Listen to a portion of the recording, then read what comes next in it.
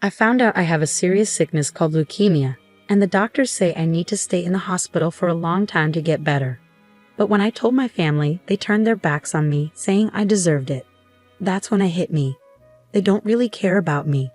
When I said I wanted to stop being part of their lives, they were happy about it, but they haven't realized yet how much they rely on me. My name is Sally, and I'm a stay-at-home mom in my 40s. My husband Michael and I have been married for almost 50 years. We have a daughter named Mia who just started middle school. Right now, I live with Michael, Mia, and my mother-in-law. Michael's mom raised him by herself after her divorce when he was young. Maybe she spoiled him too much because he's pretty selfish. Living with my mother-in-law made me see a side of my husband I hadn't noticed before we got married. When my husband found out I was going to have a baby, he was really happy. He couldn't believe it at first, but then he thanked me and said we would face any challenges together. I promised to do my best. But that joy didn't last long. When we found out we were having a girl during a checkup, my mother-in-law said something really hurtful to me. She said, "You never cook meat, do you?" I tried to explain that I cook a balanced diet, but she wouldn't listen. She even said that maybe the reason the baby was a girl was because I didn't eat meat. I was shocked and hurt. She kept saying we only needed boys and that having a granddaughter was the worst thing. She even called me useless. I tried to tell myself that as long as the baby was healthy, it shouldn't matter if it was a boy or a girl. But as time went on, my hopes were crushed. My husband started acting distant too, maybe because he was listening to my mother-in-law. He began treating me differently, and it hurt. "Michael, do you want to go shopping for baby stuff when you're off next?" "Do I have to? It's our baby, right?" "I want us to pick things out together." "Fine, but let's stick to the basics. Babies cost a lot, and we need to save." "Then buy what you want with your own money." I had minimal income during maternity leave. I have to save for our child's future and cover clinic bills and baby expenses. I had to go along with what Michael and my mother-in-law said and only get the necessary baby stuff. I worried they wouldn't love our daughter when she arrived. But after Mia was born, Michael and my mother-in-law adored her. They loved her even more than I expected, so I stopped worrying. I planned to focus on parenting for a while. But when Mia turned 2, Michael told me to go back to work. I thought it would be okay since my mother-in-law loved Mia too. But when I returned to work, both my mother-in-law and Michael showered even more love on Mia. Michael started spoiling her, just like my mother-in-law had spoiled him. I tried to teach Mia right from wrong with love, but it seemed she didn't see it that way. Before I knew it, Mia didn't like me and preferred to be with my husband and mother-in-law. "Hey Mia, it's time for kindergarten. Let's go together." "I don't want to go with Mommy. I want Grandma." "Mia, Mommy has to work too. Let's go to kindergarten together, okay?" "I hate Mommy. I love Daddy and Grandma." "Mia, please don't say that." "No, Mommy, just go away." Mia's words were really hurting my feelings. My mental health was suffering because of it. But my husband and mother-in-law didn't try to stop her. Instead, they looked at me like I deserved it. These tough times continued for about 10 years. Even in middle school, Mia hasn't changed. She avoids me and sticks to my husband and mother-in-law. And because of that, she's become uncontrollable. She screams and breaks things when she doesn't get her way. When I try to discipline her, she yells back at me. "Mia, can we talk? Did you take money from my wallet?" "Yeah."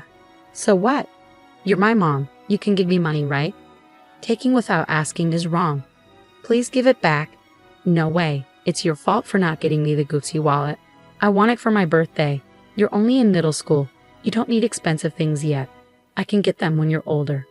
"I want it now. Why don't you understand, you old hack?" "Mia, don't talk like that. You're so annoying, Grandma. Mom is being mean to me." When I scold her, Mia turns to my mother-in-law for help. And my mother-in-law sides with her, blaming me too. "What's wrong, Mia? Did Mom upset you again?" "Listen, Grandma, she won't get me the Gucci wallet for my birthday. And she won't give me money either. Can you believe it? That's not fair. Your mom is being stingy. Grandma will get you the wallet next time, okay?" "Yay, thank you, Grandma." "You're welcome." "I love you, Grandma." Mia happily hugged my mother-in-law. Branded stuff is too much for her age, I thought. I disagreed with my mother-in-law. "Wait, Mom, Mia is still in middle school. Shouldn't we hold off on buying her expensive things?" I suggested. "But maybe not yet. You're so stingy." I feel sorry for Mia having you as her mom, my mother-in-law snapped back. Every day, my mother-in-law spoiled Mia, buying her whatever she wanted. My husband did the same, filling our house with expensive stuff Mia barely used. Besides Mia's issues, there was another problem in our house. My mother-in-law's spending. I noticed she kept buying strange rings and bracelets. When I asked, she said a friend recommended them, but I suspected it was an MLM scheme. I wondered where she got the money since she was always buying things for Mia. Turns out, she was borrowing from banks. When I confronted her, she brushed it off, saying it wasn't my concern.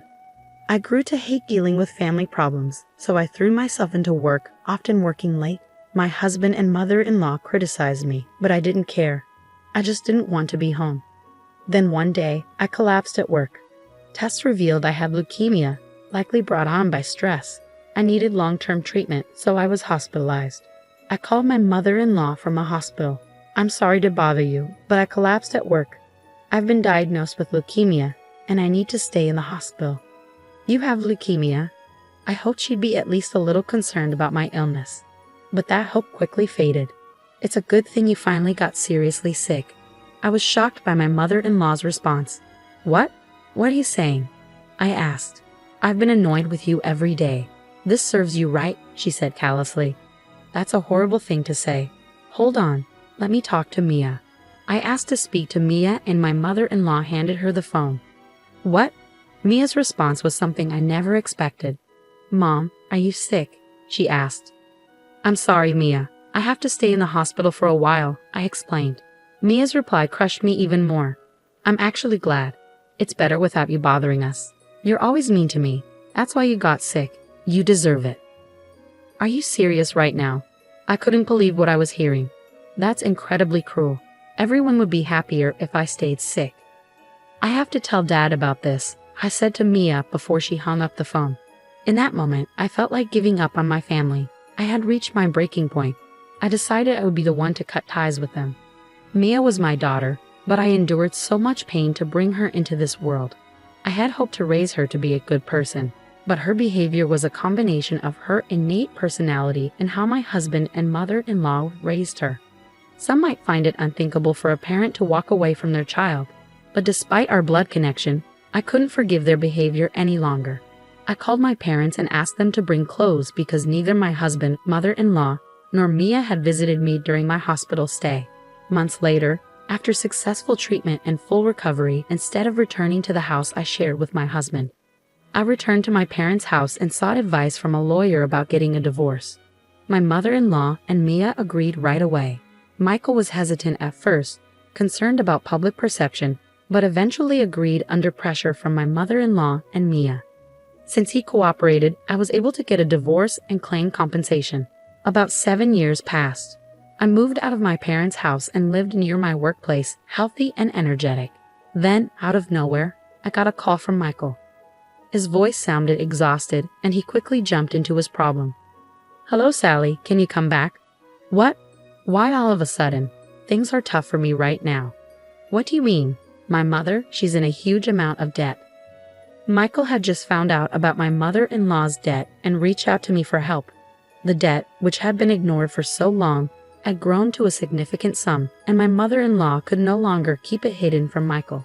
To my ex-husband's anxious plea, I replied calmly, "You're only noticing now.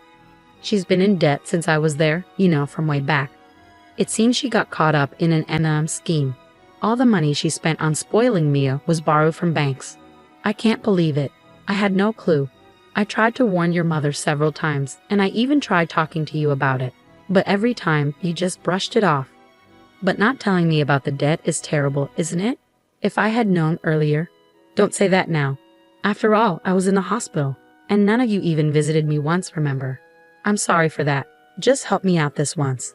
"What are you talking about?" I snapped, losing my patience. My emotions boiled over, and I found myself shouting at Michael. "Do you think you can just apologize and everything will be okay? When I was sick and needed help, you abandoned me.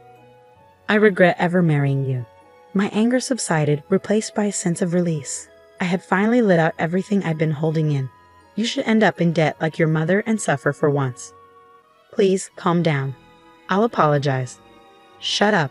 It's disgusting to start relying on your divorced ex-wife now. In the background, I could hear Mia's voice. Then she took over the phone, sounding sad. Mom, Grandma's in trouble because of her debts. Please help us. It's not my problem. Don't ask me for help. Mia didn't give up, despite my quiet refusal. Dad's struggling to repay Grandma's debts. I might not be able to afford college tuition and might have to drop out. Is that okay? So, Mom, why are you acting like this is someone else's problem? Your own daughter is in trouble. Daughter? Who? Mia's words made me chuckle. Just as she faced trouble, she emphasized she was my daughter, even though she never called herself that before. What's so funny? Michael asked. I was just thinking about how you suddenly claim to be my daughter when you're in trouble, after calling me names all this time. That's not fair. I'm your biological daughter who's in trouble, you know. But I don't have a daughter. What? No, Mom. I made that decision 7 years ago when I was hospitalized. I don't need a family like you anymore. We're divorced, so we're just strangers now, okay? Mom, please don't say that. Stop. Don't call me Mom because I'm not your mother. You should live happily with your father and grandmother who's in debt. Don't ever contact me again. You're just a burden in my life. With that, I ended the call and blocked their numbers to ensure they couldn't reach me again. After that, I heard that my ex-husband and mother-in-law were working tirelessly to repay their debts. They sold everything they owned, but it wasn't enough. They were struggling to make ends meet and even struggled to eat properly. My daughter couldn't afford her tuition and had to drop out of college. The expensive items she had were sold to pay off debts, leaving her with nothing. It seems even she is working to repay her grandmother's debts. It's heartbreaking to see my daughter facing such hardships compared to her peers. They really are foolish and helpless. They brought this upon themselves. As for me, I've purchased an apartment close to my workplace. I intend to invite my parents and live peacefully as a family of 3. From now on, I want to cherish each day with my true family and live happily.